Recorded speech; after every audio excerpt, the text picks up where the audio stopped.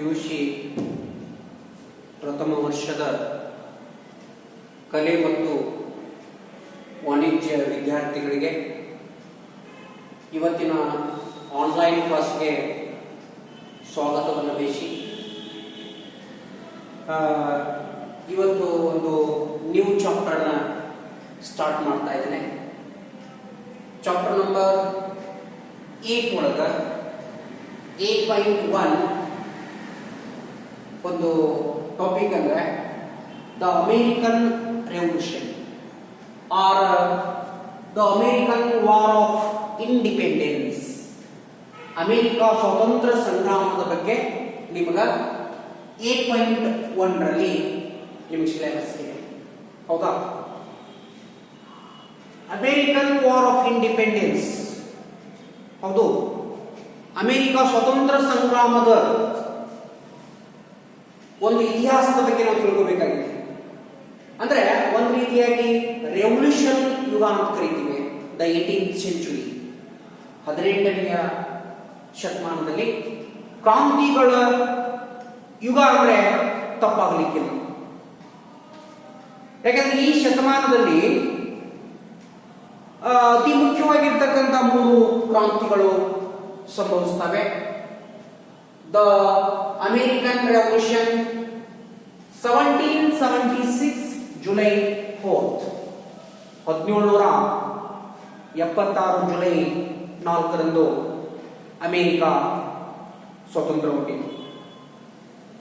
ಇನ್ನು ಅಮೇರಿಕಾ ಕ್ರಾಂತಿಯ ನಂತರ ಇನ್ನೊಂದು ಕ್ರಾಂತಿ ನಡೆಯಿತು, ಫ್ರೆಂಚ್ ರೆವಲ್ಯೂಷನ್, ಫ್ರೆಂಚ್ ಕ್ರಾಂತಿ, ಫ್ರಾನ್ಸ್ ಕ್ರಾಂತಿ ಅಂತ ಕರಿತೀವಿ. 1789 ಅಂತ ಕರಿತೀವಿ. ಇನ್ನು ಇಂಡಸ್ಟ್ರಿಯಲ್ ರೆವಲ್ಯೂಷನ್, ಕೈಗಾರಿಕಾ ಕ್ರಾಂತಿ ಸಂಭವಿಸಿತು 1750ರಲ್ಲಿ. ಒಟ್ಟಾರೆ 18ನೇ ಶತಮಾನವನ್ನ ನಾವು ಕ್ರಾಂತಿಗಳ ಯುಗ ಅಂತ ನಾವು ಇಲ್ಲಿ ಡಿಸ್ಕಷನ್ ಮಾಡಬೇಕಾಗುತ್ತೆ. ಯಾಕಂದ್ರೆ ಇಲ್ಲಿ ನಾವು ಅಮೇರಿಕಾ ಕ್ರಾಂತಿ ಆಗಿರ್ಬೋದು, ಫ್ರೆಂಚ್ ಕ್ರಾಂತಿ ಆಗಿರ್ಬೋದು, ಅಥವಾ ರಷ್ಯನ್ ಕ್ರಾಂತಿ ಆಗಿರ್ಬೋದು, ಇವೆಲ್ಲ ಕ್ರಾಂತಿಗಳ ಯುಗದಲ್ಲಿ ಕಂಡು ಬರ್ತವೆ. ಇನ್ನು ಅಮೇರಿಕಾ ನಿರ್ಮಿಸಿಕೊಂಡಾಗ ಇವತ್ತು ಜಗತ್ತಿನ ಸರ್ವಶ್ರೇಷ್ಠ ಶಕ್ತಿಶಾಲಿ ರಾಷ್ಟ್ರಗಳಲ್ಲಿ ಒಂದು ಅಂತ ನಾವು ಪರಿಗಣಿಸ್ತೇವೆ 21ನೇ ಶತಮಾನದಲ್ಲಿ.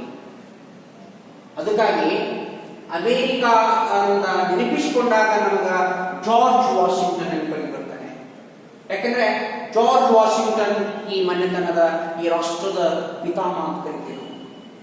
ಯಾಕಂದ್ರೆ ಜಾರ್ಜ್ ವಾಷಿಂಗ್ಟನ್ ನಾಯಕತ್ವದಲ್ಲಿ ಏನಾಯ್ತಂದ್ರೆ ಅಮೇರಿಕಾ ಏನಾಯ್ತಂದ್ರೆ ಸ್ವತಂತ್ರಗೊಂಡಿತು. ಹೌದಾ? ಅಂದ್ರೆ ಜಾರ್ಜ್ ವಾಷಿಂಗ್ಟನ್ ಅಮೇರಿಕಾದ ಪಿತಾಮಹ ಅಂತ ಕಳಿಸ್ಕೊತಾನೆ. ಪ್ರಜಾಪ್ರಭುತ್ವಕ್ಕೆ, ಅಮೇರಿಕಾ ಕ್ರಾಂತಿ ಪ್ರಜಾಪ್ರಭುತ್ವಕ್ಕೆ ನಡೆದಂತಹ ಪ್ರಪ್ರಥಮ ಕ್ರಾಂತಿ ಎಂದರೆ ತಪ್ಪಾಗಲಿಕ್ಕಿಲ್ಲ. ಅಮೇರಿಕಾದ ಪಿತಾಮಹ ಆಗಿರ್ತಕ್ಕಂಥ ಜಾರ್ಜ್ ವಾಷಿಂಗ್ಟನ್ ಅಮೇರಿಕಾವನ್ನ ಕಂಡುಹಿಡಿದಿರ್ತಕ್ಕಂಥ ವ್ಯಕ್ತಿ ಗೊತ್ತಿರಬೇಕು ನಿಮಗೆ. ಹೊಸ ಪ್ರಪಂಚವೆನಿಸಿರ್ತಕ್ಕಂಥ ಅಮೇರಿಕಾವನ್ನ ಕಂಡುಹಿಡಿದಿರ್ತಕ್ಕಂಥ ವ್ಯಕ್ತಿ ಕ್ರಿಸ್ಟೋಫರ್ ಕೊಲಂಬಸ್. ಕ್ರಿಸ್ಟೋಫರ್ ಕೊಲಂಬಸ್ ಏನ್ ಮಾಡ್ತಾನೆ, 1492 ಅಮೇರಿಕಾವನ್ನ ಸಂಶೋಧನೆ ಮಾಡ್ತಾನೆ. ಇದನ್ನು ನೀವು ಭೌಗೋಳಿಕ ಅನ್ವೇಷಣೆಯಲ್ಲಿ ನೋಡ್ತಾ ಇದ್ದೇನೆ. ಅಂದ್ರೆ ಅಮೇರಿಕಾವನ್ನ ಕ್ರಿಸ್ಟೋಫರ್ ಕೊಲಂಬಸ್ ಏನ್ ಮಾಡಿದ, ಕಂಡುಹಿಡಿತಾನೆ. ಆಮೇಲೆ ನಂತರ ಅಮೇರಿಕಾದ ಇನ್ನೂ ಕೆಲವು ಪ್ರದೇಶಗಳನ್ನ ಕಂಡುಹಿಡಿದಿರ್ತಕ್ಕಂಥ ವ್ಯಕ್ತಿ ಅಮೇರಿಗೋ ವೆಸ್ಪುಷಿ. ಅಮೇರಿಗೋ ವೆಸ್ಪುಷಿ ಏನ್ ಮಾಡ್ತಾನೆ, ಇನ್ನು ಅಮೇರಿಕಾದ ಕೆಲವು ಪ್ರದೇಶಗಳನ್ನ ಕಂಡುಹಿಡಿತಾನೆ. ಆಮೇಲೆ ಮೇ ಫ್ಲವರ್ ಅನ್ನುವಂತಹ ಒಂದು ಹಡಗನ್ನ ತೆಗೆದುಕೊಂಡು ಇನ್ನೂ ಕೆಲವು ಪ್ರದೇಶಗಳನ್ನ ಕಂಡುಹಿಡಿದ. ಆಮೇಲೆ ಅವನು ಇನ್ನೂ ಕೆಲವು ಪ್ರದೇಶಗಳನ್ನ ಹಿಡಿದ ಕಾರಣ ಜನರು ಏನ್ ಮಾಡ್ತಾರಂದ್ರೆ ಈ ಹೊಸ ಪ್ರಪಂಚಕ್ಕೆ ಏನ್ ಮಾಡಿದಂದ್ರೆ ಅಮೇರಿಗೋ ವೆಸ್ಪುಷಿನ ಒಂದು ಹೆಸರನ್ನೇ ಇಡಲಾಗಿದೆ. ಅದಕ್ಕಾಗಿ ಅಮೇರಿಕಾ ಅಂತ ಹೆಸರು ಬರ್ಲಿಕ್ಕೆ ಕಾರಣ ಅಂದ್ರೆ ಅಮೇರಿಗೋ ವೆಸ್ಪುಷಿಯ ಒಂದು ನೆನಪಿಗಾಗಿ ಏನ್ ಮಾಡಿದ್ರು ಅಂದ್ರೆ ಅಮೇರಿಕಾ ಅನ್ನುವಂತ ಹೆಸರನ್ನ ಅದು ಪಡೆದುಕೊಂಡಿದ್ದು ಅಂತ ನಾವು ಹೇಳ್ತೀವಿ. ಒಟ್ಟಾರೆ ಈ ನಾಡಿಗೆ ಅಥವಾ ಈ ನಾಡಿನಲ್ಲಿ ನಮ್ಮಲ್ಲಿ ಯಾವ ರೀತಿಯಾಗಿ ಭಾರತದಲ್ಲಿ ಬ್ರಿಟಿಷರು ಆಳ್ವಿಕೆ ನಡೆಸಿದ್ರು ಅದೇ ರೀತಿಯಾಗಿ ಅಮೆರಿಕಾದಲ್ಲಿ ಕೂಡ ಏನು ಮಾಡಿದ್ರು ಅಂದ್ರೆ ಬ್ರಿಟಿಷ್ ಅವರು ಏನು ಮಾಡಿದ್ರು ಅಂದ್ರೆ ಆಳ್ವಿಕೆಯನ್ನ ನಡೆಸಿದರು ಅಂತ ಹೇಳ್ಬಹುದು. ಒಟ್ಟಾರೆ ಇಲ್ಲಿ ಇಂಗ್ಲಿಷರು ಅಧಿಕ ಸಂಖ್ಯೆಯಲ್ಲಿ ಒಲಿಸಿ ಬಂದು ಸುಮಾರಾಗಿ 13 ವಸಾಹತುಗಳನ್ನ ಸ್ಥಾಪನೆ ಮಾಡಿದ್ರಂದ್ರೆ ತಪ್ಪಾಗ್ಲಿಕ್ಕಿಲ್ಲ. ಇಷ್ಟು ನಾವು ಏನ್ ಮಾಡಿದ್ರೆ ಅಮೆರಿಕಾದ ಬಗ್ಗೆ ನಾವು ನೋಡ್ಬೇಕಾಗುತ್ತೆ ಈ ಇಂಟ್ರೊಡಕ್ಷನ್. ಯಾಕಂದ್ರೆ ಅಮೆರಿಕಾದ ಬಗ್ಗೆ ಇನ್ನೂ ಸಾಕಷ್ಟು ವಿಷಯಗಳನ್ನ ಚರ್ಚೆ ಮಾಡಬಹುದು, ಆದರೆ ಇಲ್ಲಿ ಸಮಯದ ಅಭಾವ ಇರೋದ್ರಿಂದ ನಾವು ನೇರವಾಗಿ the causes of American revolution. ನಿಮಗೆ ಕೇಳಿದ್ರೆ 10 ಮಾರ್ಕ್ಸ್ನಲ್ಲಿ ಅಮೆರಿಕಾ ಕ್ರಾಂತಿಗೆ ಕಾರಣಗಳೇನು ಅಂತ ಕೇಳ್ತಾರೆ. ಹೌದಾ, ಅಮೆರಿಕಾ ಕ್ರಾಂತಿಗೆ ಕಾರಣಗಳೇನು ಅನ್ನುವಂಥ ವಿಚಾರವನ್ನು ಇಲ್ಲಿ ವ್ಯಕ್ತಪಡಿಸ್ತಾನೆ. ಇಲ್ಲಿ ನಾವು ಸಾಮಾನ್ಯವಾಗಿ ದ ಪೊಲಿಟಿಕಲ್ ಕಾಸಸ್ ಅಂತ ನಾವು ಕರೀತೀವಿ. ರಾಜಕೀಯ ಕಾರಣಗಳೇನು, ರಿಯಲ್ ಕಾಸಸ್ ಏನು, ಎಕನಾಮಿಕಲ್ ಕಾಸಸ್ ಏನು, ಹೌದಾ, ಅಥವಾ ದ ರೂಲ್ ಆಫ್ ಫಿಲಾಸಫರ್ ತತ್ವಜ್ಞಾನಿಗಳ ಪ್ರಭಾವ ಏನು, ಈ ರೀತಿಯಾಗಿರ್ತಕ್ಕಂಥ ಪಾಯಿಂಟ್ಗಳನ್ನ ನಾವು ಇಲ್ಲಿ ಎಕ್ಸ್ಪ್ಲನೇಷನ್ ಮಾಡಬೇಕಾಗುತ್ತೆ. ಅದಕ್ಕಾಗಿ ಅಮೆರಿಕಾದ ಒಂದು ಕ್ರಾಂತಿಗೆ ಕಾರಣಗಳಲ್ಲಿ ಮೊದಲನೇ ಕಾರಣ ಇಲ್ಲಿ ಸಾಮಾನ್ಯವಾಗಿ ಅಮೆರಿಕಾ ಕ್ರಾಂತಿಯ ಜನರ ವಿಚಾರಗಳು. ನೋಡಿ, ಕ್ರಾಂತಿಯ ಬಗ್ಗೆ ಅವರಲ್ಲಿ ಏನು ವಿಚಾರಗಳಿದ್ದು ಅನ್ನೋದ್ರ ಬಗ್ಗೆ. ಯಾಕಂದ್ರೆ ಅಮೆರಿಕಾ ಬಹಳಷ್ಟು ಹಿಂದಿನಿಂದಲೂ ಏನಿತ್ತಂದ್ರೆ ಸ್ವತಂತ್ರ ಆಗಬೇಕು, ಸ್ವತಂತ್ರ ಆಗಲಿಕ್ಕೆ ಅವ್ರು ಏನ್ ಮಾಡ್ತಾ ಇದ್ದಾರೆ, ಬಯಸ್ತಾ ಇದ್ರು, ಹವಣಿಸ್ತಾ ಇದ್ರು ಅನ್ನೋದು ನಮ್ಗೆ ಸ್ಪಷ್ಟವಾಗಿ ತಿಳಿದುಬರ್ತದೆ. ಅಥವಾ ಅಮೆರಿಕಾದ ಒಂದು ಸ್ವತಂತ್ರ ಆಗುವಂತ ವಿಚಾರಗಳ ಬಗ್ಗೆ, ಚಿಂತನೆಗಳ ಬಗ್ಗೆ ಅನೇಕ ಒಂದು ಫಿಲಾಸಫರ್ಸ್ಗಳು ಅಥವಾ ಏನ್ ಮಾಡಿದ್ದಾರೆ, ತಮ್ಮದೇ ಆಗಿರ್ತಕ್ಕಂಥ ಅಭಿಪ್ರಾಯಗಳನ್ನ ವ್ಯಕ್ತಪಡಿಸ್ತಾರೆ. ಅದಕ್ಕಾಗಿ ಕ್ರಾಂತಿಗಳ ವಿಚಾರಗಳ ಬಗ್ಗೆ ಜಾನ್ ಆಡಮ್ಸ್ ಹೀಗೆ ಹೇಳ್ತಾನೆ, ಅಮೆರಿಕ ಸ್ವತಂತ್ರವಾಗುವುದಕ್ಕಿಂತ ಪೂರ್ವದಲ್ಲಿಯೇ ಅವರ ವಿಚಾರಗಳು ಹುಟ್ಟಿಕೊಂಡಿದ್ದವು ಅಂತ ಹೇಳ್ತಾನೆ.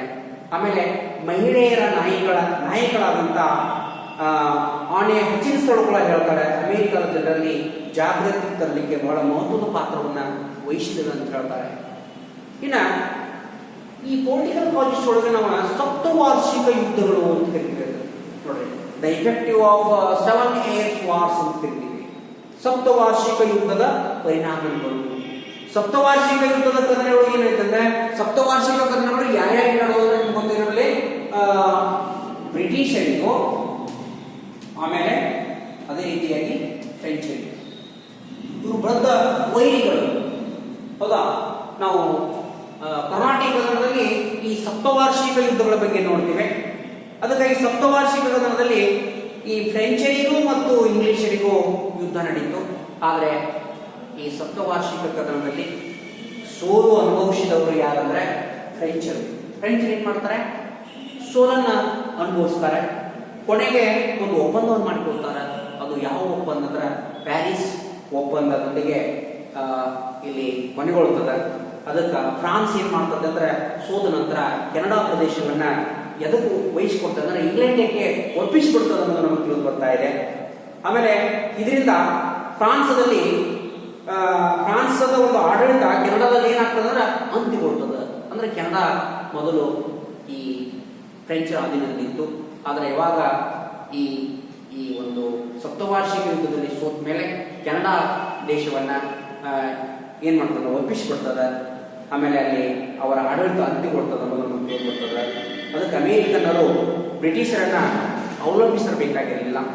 ಅವರಲ್ಲಿ ಬಹುಬೇಗನೆ ಏನೈತಂದ್ರೆ ಒಂದು ರೀತಿಯಾಗಿ ಜಾಗೃತಿ ಉಂಟಾಯಿತಂದ್ರಲ್ಲಿ ಸ್ಪಷ್ಟವಾಗಿ ಹೇಳ್ಬೋದು. ಇನ್ನ ಅದೇ ರೀತಿಯಾಗಿ ನಾವು ಇಲ್ಲಿ ಪೊಲಿಟಿಕಲ್ ಕಾಸಸ್ ಒಳಗೆ ನಾವು ನೋಡಬೇಕಾದ್ರೆ ನಿಮಗೆಲ್ಲ ಗೊತ್ತಿದೆ, ಇಂಗ್ಲಿಷರು ವಸಾಹತು ನೀತಿಯನ್ನ ಅಮೆರಿಕದ ಜನರನ್ನ ರಾಜಕೀಯವಾಗಿ ಸ್ವತಂತ್ರರಾಗಲಿಕ್ಕೆ ಪ್ರೇರೇಪಿಸಿದ್ದಾರೆ. ಥಾಮಸ್ ಹಾಬ್ಸ್ ಅನ್ನು ಕೇಳಬಹುದು. ಥಾಮಸ್ ಹಾಬ್ಸ್ ಸರ್ವಶ್ರೇಷ್ಠ ಚಿಂತಕ, ಸರ್ವಶ್ರೇಷ್ಠ ತತ್ವಜ್ಞಾನಿಯಾಗಿರ್ತಕ್ಕಂಥ ರೂಸೋ ಕೂಡ ಮಹತ್ವ ವಹಿಸ್ತಾನೆ. ಮ್ಯಾಂಟಿಸ್ಕೋ, ವಾಲ್ಟೇರ್ ಇವರೆಲ್ಲ ಫ್ರೆಂಚ್ ಕ್ರಾಂತಿಯೊಳಗೆ ನಾವು ನೋಡ್ತೀವಿ. ಇವರೆಲ್ಲ ವಿಚಾರಶೀಲವಾಗಿರ್ತಕ್ಕಂಥ ಲೇಖನಗಳು ಅಮೆರಿಕಾದ ಜನರಲ್ಲಿ ಕ್ರಾಂತಿಯನ್ನ ಹುಟ್ಟಲಿಕ್ಕೆ ಕಾರಣ ಆಗುತ್ತದೆ. ಅಮೆರಿಕಾದವರು ನನ್ನ ಪ್ರಜೆಗಳು ಅವರಿಗೆ ವಿಧೇಯತೆಯ ಪಾಠವನ್ನು ಕಲಿಸಲೇಬೇಕೆಂದು ಒಂದು ಮನೋಭಾವನೆಯನ್ನು ಹೊಂದಿದ್ರು. ಅದಕ್ಕೆ ಬ್ರಿಟನ್ ಅಮೆರಿಕವನ್ನ ರಕ್ಷಿಸುತ್ತದೆ ಎಂಬ ಪ್ರಧಾನಿ ಹೇಳ್ತಾನೆ. ಅಮೆರಿಕ ಯಾರನ್ನ ರಕ್ಷಣೆ ಮಾಡ್ತದೆ ಅಂದ್ರೆ ಇಂಗ್ಲೆಂಡ್ ರಕ್ಷಣೆ ಮಾಡ್ತದೆ ಅಂತ ಅವತ್ತಿನ ಪ್ರಧಾನಿಯಾಗಿರ್ತಕ್ಕಂಥ ಇಂಗ್ಲೆಂಡ್ನ ಪ್ರಧಾನಿಯಾಗಿರ್ತಕ್ಕಂಥ ಗ್ರೀನ್ ವಿಲ್ಲೆ ಹೇಳ್ತಾನೆ. ಅಷ್ಟೇ ಅಲ್ಲ, ಮೂರನೇ ಜಾರ್ಜ್ ಅಮೆರಿಕಾದ ಇಂಗ್ಲೆಂಡದ ಅರಸ. ಅದಕ್ಕೆ ಮೂರನೇ ಜಾರ್ಜ ಅಮೆರಿಕಾದ ಮೇಲೆ ಅಥವಾ ಅಮೆರಿಕಾದ ಜನರ ಮೇಲೆ ಅಧಿಕವಾಗಿರ್ತಕ್ಕಂಥ ಒಂದು ಟ್ಯಾಕ್ಸ್ ಅನ್ನು ವಿಧಿಸ್ತಾನೆ. ಇದರಿಂದ ಬ್ರಿಟಿಷರ ಒಂದು ರೀತಿಯಾಗಿರ್ತಕ್ಕಂಥ ನಿರಂಕುಶ ಪ್ರಭುತ್ವಕ್ಕೆ ಅಮೆರಿಕ ಏನಾಗ್ತದೆ ಸಹನೆ ಮಾಡಿಕೊಳ್ಳಿಕ್ಕೆ ಆಗುದಿಲ್ಲ. ಕೊನೆಗೆ ಅವ್ರ ವಿರುದ್ಧ ಕ್ರಾಂತಿಯನ್ನು ಮಾಡುತ್ತದೆ ಅನ್ನೋದು ನಮ್ಗೆ ಸ್ಪಷ್ಟವಾಗಿ ತಿಳಿದು ಬರ್ತಾ ಇದೆ. ಇವೆಲ್ಲ ರಾಜಕೀಯ ಕಾರಣಗಳಲ್ಲಿ ನಾವು ನೋಡ್ತೇವೆ. ಇನ್ನು ಅದೇ ರೀತಿಯಾಗಿ ನಿಜವಾದಂಥ ಕಾರಣಗಳು ಅಂತ ನಮ್ಗೆ ತಿಳಿದು ಬರ್ತದೆ. ಅಮೆರಿಕ ಕ್ರಾಂತಿಗೆ ನಿಜವಾದ ಕಾರಣ ಅಂದರೆ ಬ್ರಿಟಿಷರು ಅಮೆರಿಕಾದ ವ್ಯಾಪಾರ ಮತ್ತು ಹಡಗು ಸಾರಿಗೆ ಮೇಲೆ ಅನೇಕ ಕಾಯ್ದೆಗಳನ್ನು ಜಾರಿಗೆ ತಂತಾರೆ. ಅಮೆರಿಕ ತಾನು ಉತ್ಪಾದಿಸಿರ್ತಕ್ಕಂಥ ಕಚ್ಚಾ ಸರಕುಗಳನ್ನ ಇಂಗ್ಲೆಂಡಿಗೆ ಮಾತ್ರ ಕಳುಹಿಸಬೇಕು. ನೋಡ್ರಿ, ಅಮೆರಿಕ ತಾನು ಪ್ರೊಡಕ್ಷನ್ ಮಾಡ್ತಾ ಇದೆ, ಆದ್ರೆ ಆ ಉತ್ಪಾದನೆ ಮಾಡತಕ್ಕಂಥ ವಸ್ತುಗಳನ್ನ ಕೇವಲ ಇಂಗ್ಲೆಂಡಿಗೆ ಮಾತ್ರ ಕಳಿಸಿಕೊಡ್ಬೇಕನ್ನುವಂತ ನಿರ್ಬಂಧನೆ ಆಗ್ತದೆ. ಕೇವಲ ಅದು ಇಂಗ್ಲಿಷರ ಹಡಗುಗಳನ್ನೇ ಕಳಿಸಬೇಕು. ತಮ್ಮ ಹಡಗುಗಳೆಲ್ಲ ಇಂಗ್ಲಿಷರ ಹಡಗುಗಳನ್ನೇ ತಮ್ಮ ಕಚ್ಚಾ ವಸ್ತುಗಳನ್ನ ಕಳಿಸಿಕೊಡ್ಬೇಕು. ಆಮೇಲೆ ಅಮೆರಿಕ ಯಾವುದೇ ನೋಟುಗಳನ್ನಾಗಲಿ ಅಥವಾ ನಾಣ್ಯಗಳನ್ನಾಗಲಿ ಮುದ್ರಿಸಕೂಡದು ಅಂತ ಹೇಳ್ತದೆ. ಯಾವುದು? ಇಂಗ್ಲೆಂಡ್ ಹೇಳ್ತದೆ. ಇಷ್ಟೆಲ್ಲ ನಿರ್ಬಂಧನೆಯನ್ನ ಜಾರಿಗೆ ತಂದಾಗ ಇಂಗ್ಲೆಂಡ್ ಮತ್ತು ಅಮೆರಿಕ ನಡುವೆ ಏನಾಯ್ತಂದ್ರೆ ಕ್ರಾಂತಿ ಸಂಭವಿಸಲಿಕ್ಕೆ ಕಾರಣ ಆಗ್ತದೆ ಅನ್ನೋದು ಸ್ಪಷ್ಟವಾಗಿ ತಿಳಿದು ಬರ್ತದೆ. ಇವೆಲ್ಲ ರಿಯಲ್ ಕಾಸಸ್ ಒಳಗೆ ನಾವು ನೋಡ್ತೀವಿ.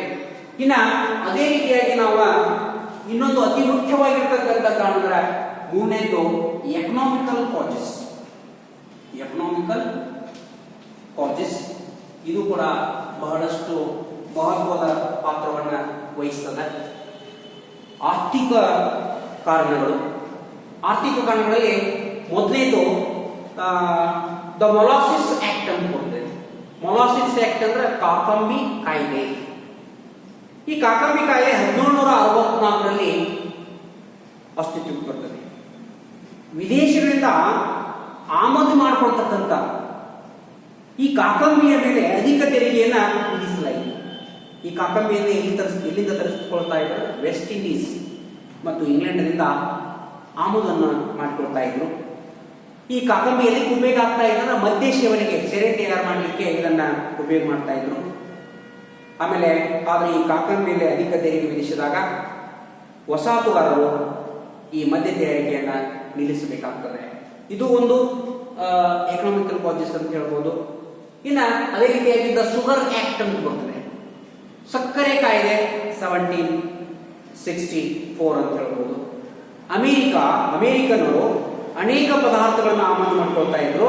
ಇದನ್ನು ಕಂಡು ಏನ್ ಮಾಡ್ತದೆ, ಬ್ರಿಟಿಷ್ ಸರ್ಕಾರ ತೆರಿಗೆಯನ್ನು ವಿಧಿಸಲಿಕ್ಕೆ ತೀರ್ಮಾನ ಮಾಡಿತು. ಇದೇ ಸಂದರ್ಭದಲ್ಲಿ ಇಂಗ್ಲೆಂಡ್ ಪ್ರಧಾನಿಯಾಗಿರ್ತಕ್ಕಂಥ ಜಾರ್ಜ್ ಗ್ರ್ಯಾನ್ ವಿಲ್ಲೆ 1764ರಲ್ಲಿ ಸಕ್ಕರೆ ಕಾಯ್ದೆಯನ್ನ ಪಾಸ್ ಮಾಡ್ತಾನೆ. ಸಕ್ಕರೆ ಕಾಯ್ದೆಯನ್ನ ಪಾಸ್ ಮಾಡಿ ಸಕ್ಕರೆ, ಕಾಫಿ, ದ್ರಾಕ್ಷಾರಸ, ಮದ್ಯ, ರೇಷ್ಮೆಗಳ ಮೇಲೆ ಅಧಿಕ ತೆರಿಗೆಯನ್ನ ವಿಧಿಸ್ತಾನೆ. ಇದರಿಂದ ಅಮೆರಿಕನ್ನರು ಬ್ರಿಟಿಷರ ಮೇಲೆ, ಇಂಗ್ಲೆಂಡಿನ ಮೇಲೆ ಕ್ರಾಂತಿಯನ್ನು ಹೊಂದಲಿಕ್ಕೆ ಕಾರಣ ಆಯಿತು ಅಂತ ಹೇಳ್ತೀವಿ. ಒಂದು ಮೊಲಾಸಿಸ್ ಆಕ್ಟ್ ಆಯಿತು, ಇನ್ನೊಂದು ಶುಗರ್ ಆಕ್ಟ್ ಅಂತ ಕೂಡ ಆಯಿತು. ಇನ್ನು ಅದೇ ರೀತಿಯಾಗಿ ಸ್ಟಾಂಪ್ ಕಾಯ್ದೆ ಅಂತ ಬರ್ತದೆ. Stamp act 1765. ಸ್ಟ್ಯಾಂಪ್ ನೋಡಿ, ಸ್ಟ್ಯಾಂಪ್ ಅಂದ್ರೆ ನಿಮ್ಗೆ ಗೊತ್ತಾಗ್ತದೆ. ಒಂದು ಯಾವುದೇ ನಾವು ಪೋಸ್ಟ್ ಆಫೀಸ್ನಿಂದ ಒಂದು ಪತ್ರ ನಾವು ಇನ್ನೊಂದು ಸಂಸ್ಥೆಗೆ ಕಳಿಸ್ಬೇಕಾದ್ರೆ, ಇನ್ನೊಬ್ಬರಿಗೆ ಕಳಿಸ್ಬೇಕಾದ್ರೆ ಸ್ಟ್ಯಾಂಪ್ಗಳನ್ನ ಹಚ್ತೇವೆ, ಹೌದಾ? ಅದರಿಂದ ಸರ್ಕಾರ ಸಾಕಷ್ಟು ಜನರಿಂದ ತೆರಿಗೆಯನ್ನ ವಸೂಲಿ ಮಾಡುತ್ತದೆ. ಅದಕ್ಕೆ ಇಂಗ್ಲೆಂಡ್ ಸರ್ಕಾರ ಸ್ಟ್ಯಾಂಪ್ ಹಚ್ಚದೇ ಇರತಕ್ಕಂಥ ಕಾಗದ ಪತ್ರಗಳನ್ನ ಕಾನೂನು ಬಾಹಿರ ಅಂತ ಹೇಳ್ಬೋದು. ಅಂದ್ರೆ ಕಂಪಲ್ಸರಿಯಾಗಿ ಸ್ಟ್ಯಾಂಪ್ಗಳನ್ನ ಹಚ್ಚಬೇಕಂತ ಹೇಳ್ಬೋದು. ಈ ಕಾಯ್ದೆ ಹೇಳ್ತದೆ, ಯಾವುದು? ಸ್ಟ್ಯಾಂಪ್ ಕಾಯ್ದೆ ಹೇಳ್ತದೆ. ವರ್ತಮಾನ ಪತ್ರಿಕೆಗಳನ್ನಾಗಿರ್ಬೋದು ಅಥವಾ ಖರೀದಿ ಪತ್ರಗಳಾಗಿರ್ಬೋದು, ಕರಾರು ಪತ್ರಗಳಾಗಿರ್ಬೋದು, ಮೃত্যು ಪತ್ರಗಳಾಗಿರ್ಬೋದು, ಇವುಗಳಿಗೆ ಏನ್ ಮಾಡ್ಬೇಕಂದ್ರೆ ಕಂಪಲ್ಸರಿ ಸ್ಟ್ಯಾಂಪ್ಗಳನ್ನ ಅಂಟಿಸಬೇಕಾಗಿತ್ತು. ಈ ಒಂದು ಕಾಯ್ದೆ ಇಂಗ್ಲಿಷರಿಗೆ ವಾರ್ಷಿಕವಾಗಿ 1,00,000 ಪೌಂಡದಷ್ಟು ಆದಾಯ ಬರ್ತಾ ಇತ್ತು. ಅಂದ್ರೆ ಸ್ಟಾಂಪ್ಗಳಿಂದ ಸುಮಾರು 1,00,000 ಪೌಂಡದಷ್ಟು ಆದಾಯ ಬರ್ತಾ ಇತ್ತು. ಇದ್ರ ವಿರುದ್ಧ ಬೆಂಜಮಿನ್ ಫ್ರಾಂಕ್ಲಿನ್ ಏನ್ ಮಾಡ್ತಾರೆ ಅಂದ್ರೆ ಒಂದು ನ್ಯೂಯಾರ್ಕ್ದೊಳಗೆ, ಅಮೆರಿಕಾದ ನ್ಯೂಯಾರ್ಕ್ ಸಿಟಿ ಒಳಗೆ ಸಭೆ ಸೇರ್ತಾರ. ಸೇರಿದ ಮೇಲೆ ನೋ ಟ್ಯಾಕ್ಸೇಷನ್ ವಿದೌಟ್ ರಿಪ್ರೆಸೆಂಟೇಷನ್ ಅಂತ ಹೇಳ್ತಾರೆ. ನೋ ಟ್ಯಾಕ್ಸೇಷನ್ ವಿದೌಟ್ ರಿಪ್ರೆಸೆಂಟೇಷನ್ ಅಂತ ಹೇಳ್ತಾರೆ. ಇದರ ಅರ್ಥ ಪ್ರಾತಿನಿಧ್ಯವಿಲ್ಲದೆ ತೆರಿಗೆಗಳಿಲ್ಲ ಅನ್ನುವಂತಹ ಘೋಷಣೆಯನ್ನ ಕೂಗ್ತಾರೆ. ಹೀಗಾಗಿ ನ್ಯೂಯಾರ್ಕ್ ಸಭೆ 1766ರಲ್ಲಿ ಈ ಕಾಯ್ದೆಯನ್ನ ರದ್ದುಪಡಿಸುತ್ತದೆ. ಅಂದ್ರೆ ಒಟ್ಟಾರೆ ಈ ಸ್ಟ್ಯಾಂಪ್ ಕಾಯ್ದೆಯನ್ನ 1766ರಲ್ಲಿ ಅದನ್ನ ಹಿಂತೆಗೆದುಕೊಳ್ಳಲಾಯಿತು, ರದ್ದುಪಡಿಸಲಾಯಿತು ಅಂತ ತಿಳಿದು ಬರ್ತಾ ಇದೆ. ಇನ್ನು ಅದೇ ರೀತಿಯಾಗಿ ಟೌನ್ಸೆಂಡ್ ಕಾಯ್ದೆ ಅಂತ ನಾವು ಕರೀತೀವಿ. ಟೌನ್ಸೆಂಡ್ ಅಂದ್ರೆ ಇಂಗ್ಲೆಂಡ್ನ ಅರ್ಥ ಸಚಿವ, ಫೈನಾನ್ಸಿಯಲ್ ಮಿನಿಸ್ಟರ್. ಆತ ಏನ್ ಮಾಡ್ತಾನೆ, ಟೀ, ಕನ್ನಡಕ, ಕಾಗದು, ಗಾಜು, ದಂತ, ಸೀಸ, ಹೊಗೆಸೊಪ್ಪುಗಳ ಮೇಲೆ ಅಧಿಕ ತೆರಿಗೆಯನ್ನು ವಿಧಿಸ್ತಾನೆ. ಆದರೆ ಶಾಮುಯಲ್ ಆಡಮ್ಸ್ ಮತ್ತು ಅದೇ ರೀತಿಯಾಗಿ ಜಾರ್ಜ್ ವಾಷಿಂಗ್ಟನ್ ಇದನ್ನು ತೀವ್ರವಾಗಿ ವಿರೋಧಿಸುತ್ತಾರೆ. ಇದರಿಂದ ಇಂಗ್ಲೆಂಡ್ನ ಪ್ರಧಾನಿ ಲಾರ್ಡ್ ನಾರ್ತ್ ಟೀ ಮೇಲಿನ ತೆರಿಗೆಯನ್ನು ಬಿಟ್ಟು ಉಳಿದ ವಸ್ತುಗಳ ಮೇಲೆ ತೆರಿಗೆಯನ್ನು ರದ್ದುಪಡಿಸುತ್ತಾನೆ. ಆದರೆ ಟೀ ಮೇಲೆ ಮಾತ್ರ ತೆರಿಗೆಯನ್ನು ಹಿಂತೆಗೆದುಕೊಳ್ಳಿಲ್ಲ. ವಸಾಹತುಗಾರರ ಮೇಲೆ ಈ ತೆರಿಗೆ ವಿಧಿಸುವುದು ಇಂಗ್ಲಿಷರ ಒಂದು ಜನ್ಮಸಿದ್ಧ ಹಕ್ಕು ಅಂತ ತಿಳ್ಕೊಂಡು ಏನ್ ಮಾಡ್ತಂದ್ರೆ ಸಾಬೀತುಪಡಿಸ್ತದ. ಇದು ಅಮೆರಿಕನ್ಗೆ ಕ್ರಾಂತಿಯನ್ನು ಮಾಡಲಿಕ್ಕೆ ಕಾರಣ ಆಯಿತು ಅಂತ ನಮ್ಗೆ ತಿಳಿದುಬರ್ತದೆ. ಇನ್ನು ಅದೇ ರೀತಿಯಾಗಿ ಬೋಸ್ಟನ್ ಟೀ ಪಾರ್ಟಿ ಅಂತ ಬರ್ತದೆ, ಬೋಸ್ಟನ್ ಚಹಾ ಕೂಟ ಅಂತ ಬರ್ತದೆ. 1773 ಡಿಸೆಂಬರ್ 16. ಏನಿದು ಬೋಸ್ಟನ್ ಟೀ ಪಾರ್ಟಿ? ಇದೇ ಸಂದರ್ಭದಲ್ಲಿ ವಸಾಹತುಗಾರರು ಏನ್ ಮಾಡ್ತಾರೆ, ಕಳ್ತನದಿಂದ ತಗೊಂಡ್ಬರ್ತಾ ಇದ್ದಾರೆ. ಏನ್ ತಗೊಂಡ್ಬರ್ತಾ ಇದ್ದಾರೆ? ಟೀಯನ್ನು ತಗೊಂಡ್ಬರ್ತಾ ಇದ್ದಾರೆ. ಆ ಟೀ ಇಂಗ್ಲೆಂಡಿನ ಟೀ ಸೊಪ್ಪಿನಿಗಿಂತ ಇಂಗ್ಲೆಂಡಿನ ಒಂದು ಟೀ ಸೊಪ್ಪಿನ ಬೆಲೆಗಿಂತ ಕಡಿಮೆ. ಇನ್ನೊಂದು ಕಾರಣ, ಅಮೆರಿಕದ ಪ್ರಧಾನಿ ಲಾರ್ಡ್ ನಾರ್ತ್ ಏನ್ ಮಾಡ್ತಂದ್ರ ಈ ಟೀ ಸೊಪ್ಪಿನ ಮೇಲೆ ತೆರಿಗೆಯನ್ನು ಹಿಂತೆಗೆದುಕೊಳ್ಳಲಿಲ್ಲ. ಇದನ್ನು ಪ್ರತಿಭಟಿಸಲಿಕ್ಕೆ ಏನ್ ಮಾಡ್ತಾರೆ ಅಂದ್ರೆ 1773 ಡಿಸೆಂಬರ್ 16 ಒಂದು ಅಮೆರಿಕಾದ ಒಂದು ಪ್ರಾಂತ್ಯೊಳಗೆ ಒಂದು ಮಹಾ ಘಟನೆಯನ್ನ ಸಂಭವಿಸಿತು. ಇದನ್ನು ಪ್ರತಿಭಟಿಸಲಿಕ್ಕೆ ಏನ್ ಮಾಡ್ತಾರೆ, ಇಂಗ್ಲೆಂಡ್ನಿಂದ ಒಂದು ಟೀ ಸೊಪ್ಪನ್ನು ತುಂಬಿಕೊಂಡು ಬರ್ತಾ ಇದ್ವು. ಎಷ್ಟು ಹಡಗುಗಳು ಅಂದ್ರೆ 3 ಹಡಗುಗಳು ಅಮೆರಿಕಕ್ಕೆ ಬರ್ತಾ ಇದ್ವು. ಅಮೆರಿಕಾದ ಬೋಸ್ಟನ್ ಬಂದರಿಗೆ ಬರ್ತವೆ. ಇಂಗ್ಲೆಂಡ್ನ 3 ಹಡಗುಗಳು ಟೀಯನ್ನ ತುಂಬಿಕೊಂಡು ಅಮೆರಿಕ ಏನ್ ಮಾಡ್ತಾರೆ ಅಂದ್ರೆ ಕ್ರೋಧಗೊಳ್ತಾರೆ, ಸಿಟ್ಟುಕೊಂಡು ಸುಮಾರಾಗಿ 50 ಮಂದಿ ರೆಡ್ ಇಂಡಿಯನ್ನಂತೆ ತಮ್ಮ ವೇಷವನ್ನು ಧರಿಸಿ ಹಡಗಿನಲ್ಲಿರ್ತಕ್ಕಂಥ ಎಲ್ಲ ಚಹಾದ ಪೆಟ್ಟಿಗೆಗಳನ್ನ ಸಮುದ್ರಕ್ಕೆ ಎಸೆಯುತ್ತಾರೆ. ಎಷ್ಟು ಚಹಾ ಪೆಟ್ಟಿಗೆಗಳಿತ್ತು ಅಂದ್ರೆ ಸುಮಾರಾಗಿ 340 ಚಹಾದ ಪೆಟ್ಟಿಗೆಗಳನ್ನ ಸಮುದ್ರಕ್ಕೆ ಎಸೆದು ತಮ್ಮ ವಿರೋಧವನ್ನ ವ್ಯಕ್ತಪಡಿಸಿದರು. ಇದು ಅಮೆರಿಕ ಕ್ರಾಂತಿಯೊಳಗ ಬೋಸ್ಟನ್ ಟೀ ಪಾರ್ಟಿ ಅಂತ ಜಗತ್ಪ್ರಸಿದ್ಧವಾಗಿದೆ. ಒಟ್ಟಾರೆ ಇವೆಲ್ಲ ಎಕನಾಮಿಕಲ್ ಕಾಸಸ್ ಬಗ್ಗೆ ಹೇಳಿವೆ. ಇನ್ನು ಕೊನೆಯದಾಗಿ ತತ್ವಜ್ಞಾನಿಗಳ ಪ್ರಭಾವ. ಅಮೆರಿಕ ಕ್ರಾಂತಿಗೆ ಫ್ರೆಂಚ್ ಕ್ರಾಂತಿಯಂತೆ ತತ್ವಜ್ಞಾನಿಗಳು ಕೂಡ ಸಾಕಷ್ಟು ಪ್ರಭಾವ ಬೀರಿದ್ದಾರೆ. ಉದಾಹರಣೆಗಾಗಿ ಥಾಮಸ್ ಪೈನ್ ಅಂತ ಬರ್ತಾರೆ, ಥಾಮಸ್ ಜೆಫರ್ಸನ್ ಗೊತ್ತಿದೆ, ಬೆಂಜಮಿನ್ ಫ್ರಾಂಕ್ಲಿನ್, ಹ್ಯಾರಿಂಗ್ಟನ್, ಆಮೇಲೆ ಥಾಮಸ್ ಹಾಬ್ಸ್, ರೂಸೋ, ಇವರೆಲ್ಲ ಏನ್ ಮಾಡಿದ್ರು, ಅಮೆರಿಕಾದ ಒಂದು ಕ್ರಾಂತಿಯನ್ನು ಉಂಟು ಮಾಡಲಿಕ್ಕೆ ಪ್ರಭಾವವನ್ನು ಬೀರಿದ್ರು. ಅದಕ್ಕೆ ಥಾಮಸ್ ಪೈನ್ ಒಂದು ಪತ್ರಿಕೆಯನ್ನು ಬಳಸ್ತಾನೆ. ಅದು ಕಾಮನ್ ಸೆನ್ಸ್ ಅನ್ನುವಂಥ ಒಂದು ಪತ್ರಿಕೆ. ಆ ಪತ್ರಿಕೆಯನ್ನು ಪ್ರಾರಂಭ ಮಾಡ್ತಾನೆ. ಮಾಡಿಸಿ ಅದರ ಏನ್ ಬರೀತಾನೆ ಅಂದ್ರೆ ಪ್ರಜಾಪ್ರಭುತ್ವನ ಸ್ಥಾಪನೆ ಮಾಡಲಿಕ್ಕೆ ಕ್ರಾಂತಿಯೇ ಅಂತಿಮವಾಗಿರ್ತಕ್ಕಂಥ ಅಸ್ತ್ರ ಅಂತ ಹೇಳ್ತಾನೆ. ಅಂದ್ರೆ ಅಮೆರಿಕಾದೊಳಗ ಈ ಡೆಮೋಕ್ರಸಿ ಅನ್ನೋದಲ್ಲ, ಪ್ರಜಾಪ್ರಭುತ್ವವನ್ನು ಸ್ಥಾಪನೆ ಮಾಡಲಿಕ್ಕೆ ಕ್ರಾಂತಿ ಒಂದೇ ಒಂದು ಅಸ್ತ್ರ ಅಂತ ಹೇಳಿಕೆಯನ್ನ ಕೊಡ್ತಾನೆ, ತನ್ನ ಲೇಖನಗಳಲ್ಲಿ ಪ್ರತಿಪಾದಿಸ್ತಾನೆ. ಅದೇ ರೀತಿಯಾಗಿ ಸುಪ್ರಸಿದ್ಧವಾಗಿರ್ತಕ್ಕಂಥ ವಕೀಲರಾಗಿರ್ತಕ್ಕಂಥ ಥಾಮಸ್ ಜೆಫರ್ಸನ್ ಪ್ರಸಿದ್ಧ ಅಮೆರಿಕ ಸ್ವತಂತ್ರ ಘೋಷಣೆಯನ್ನ ಹೊರಡಿಸ್ತಾನೆ. ಅಂದ್ರೆ ಅಮೆರಿಕ ಸ್ವತಂತ್ರ ಘೋಷಣೆ ಹೊರಡಿಸಿರ್ತಕ್ಕಂಥ ವ್ಯಕ್ತಿ ಥಾಮಸ್ ಜೆಫರ್ಸನ್. ಅದಕ್ಕೆ ಆ ಘೋಷಣೆಯನ್ನು ಹೊರಡಿಸಿ ಈ ಭೂಮಿಯ ಮೇಲೆ ಹುಟ್ಟುವಂತಹ ಮಾನವರೆಲ್ಲರೂ ಸರಿ ಸಮಾನರು ಅಂತ ಹೇಳ್ತಾನೆ. ಈ ಭೂಮಿ ಮೇಲೆ ಹುಟ್ಟತಕ್ಕಂಥ ಮಾನವರೆಲ್ಲರೂ ಸರಿ ಸಮಾನರು, ಮಾನವನಿಗೆ ಭೂಮಿಯ ಮೇಲೆ ಜೀವಿಸುವಂತಹ ಹಕ್ಕಿದೆ. ಮೂಲಭೂತ ಹಕ್ಕುಗಳನ್ನು ಸರ್ಕಾರ ಕಿತ್ತೊಗೆಯುವ ಪ್ರಯತ್ನವನ್ನು ಮಾಡಿದರೆ ಅಂತ ಸರ್ಕಾರದ ನಿರ್ಮೂಲನೆ ಮಾಡಿ ಒಂದು ಹೊಸ ಸರ್ಕಾರವನ್ನು ರೂಪಿಸಬೇಕೆಂತ ಕರೆ ನೀಡಲಾಗ್ತದೆ ಈ ಅಮೆರಿಕ ಸ್ವಾತಂತ್ರ್ಯ ಘೋಷಣೆಯಲ್ಲಿ. ಆಮೇಲೆ ಇಂಥ ಘೋಷಣೆ ಮಾಡಿದಾಗ ಮತ್ತಷ್ಟು ಪ್ರೇರಣೆ ಆಗ್ತದೆ. John Locke two treatises of government ಅನ್ನುವಂಥ ಗ್ರಂಥವನ್ನು ರಚನೆ ಮಾಡ್ತಾನೆ. ಆ ಟು ಟ್ರೀಟೀಸ್ ಆಫ್ ಗೌರ್ಮೆಂಟ್ ಅನ್ನುವಂಥ ಕೃತಿಗೆ, ಆ ಗ್ರಂಥಕ್ಕೆ ಏನಂತ ಕರೀತಾರೆ ಅಂದರೆ ಅಮೆರಿಕ ಪ್ರಾಂತೀಯ ಬೈಬಲ್ ಅಂತ ಕೂಡ ಅದು ಸುಪ್ರಸಿದ್ಧವಾಗಿದೆ. ಒಟ್ಟಾರೆ ಅಮೆರಿಕ ಪ್ರಾಂತಿಗೆ ಸಾಕಷ್ಟು ಒಂದು ಕಾರಣಗಳನ್ನು ನಾವು ಇಲ್ಲಿವರೆಗೆ ನೋಡಿದ್ದೇವೆ. ಅದಕ್ಕಾಗಿ ನಿಮಗೆ ಇದ್ರ ಮೇಲೆ 10 ಮಾರ್ಕ್ಸ್ ಕ್ವಶನ್ಸ್ ಬರ್ತದೆ. ಎಕನಾಮಿಕಲ್ ಕಾಲೇಜಸ್ ಆಗಿರ್ಬೋದು, ಫಿಲಾಸಫರ್ಸ್ ಬಗ್ಗೆ ಆಗಿರ್ಬೋದು, ರಿಯಲ್ ಕಾಲೇಜಸ್ ಆಗಿರ್ಬೋದು, ಅಥವಾ ಪೊಲಿಟಿಕಲ್ ಕಾಲೇಜಸ್ ಆಗಿರ್ಬೋದು, ಇವೆಲ್ಲ ಕಾಲೇಜಸ್ ಬಗ್ಗೆ ನೀವು ಶಾರ್ಟ್ ಆಗಿ 10 ಮಾರ್ಕ್ಸ್ ಕ್ವಶನ್ ಅಲ್ಲಿ ಬರೀಬೇಕಾಗುತ್ತೆ. ಇಷ್ಟು ನಾವು ಅಮೆರಿಕ ಕ್ರಾಂತಿಗೆ ಕಾರಣಗಳ ಬಗ್ಗೆ ನಾವು ನೋಡಿದ್ವಿ. ನೆಕ್ಸ್ಟ್ ಅವಧಿ ಒಳಗ ಈ ಫ್ರೆಂಚ್ ಕ್ರಾಂತಿಯ ಗತಿ ಅಂತ ನಾವು ಕರಿತೀವಿ. ಅಂದ್ರೆ ನಾವು ಹೆಂಗೆ ಇಂಡಿಯನ್ ನ್ಯಾಷನಲ್ ಮೂವ್ಮೆಂಟ್ ಅಂತ ಕರಿತೀವಲ್ಲ, ಹಂಗ ಫ್ರೆಂಚ್ ಕ್ರಾಂತಿ ಅಮೆರಿಕ ಕ್ರಾಂತಿ ಯಾವಾಗ ಸ್ಟಾರ್ಟ್ ಆಯಿತು, ಎಂಡ್ ಆಯಿತು ಅನ್ನೋದ್ರ ಬಗ್ಗೆ ನೆಕ್ಸ್ಟ್ ಪೇಜಲ್ಲಿ ನಾನು ಹೇಳಲಿಕ್ಕೆ ಬಯಸ್ತೇನೆ. ಬಹುಶಃ ಇದ್ರ ಬಗ್ಗೆ ಎಕ್ಸಾಮ್ ದೃಷ್ಟಿಯಿಂದ ಈ ಪ್ರಶ್ನೆ ಬಹಳಷ್ಟು ಇಂಪಾರ್ಟೆಂಟ್ ಇದೆ. ಇದು 10 ಮಾರ್ಕ್ಸ್ ಕ್ವಶನ್ ಬರುತ್ತೆ. ನೆಕ್ಸ್ಟ್ 2 ಪ್ರಶ್ನೆಗಳು ಮಾತ್ರ 5 ಮಾರ್ಕ್ಸ್ ಕ್ವಶನ್ ಬರ್ತವೆ. ಅದಕ್ಕಾಗಿ ಅಮೆರಿಕ ಕ್ರಾಂತಿಯ ಬಗ್ಗೆ ಇವತ್ತು ಒಂದು ಆನ್ಲೈನ್ ಕ್ಲಾಸ್ನಲ್ಲಿ ಇದು ಮುಗಿಯುವಂಥದ್ದಲ್ಲ, ಇನ್ನೂ 2 ಆನ್ಲೈನ್ ಕ್ಲಾಸ್ಗಳು ಬೇಕೇ ಬೇಕಾಗ್ತವೆ.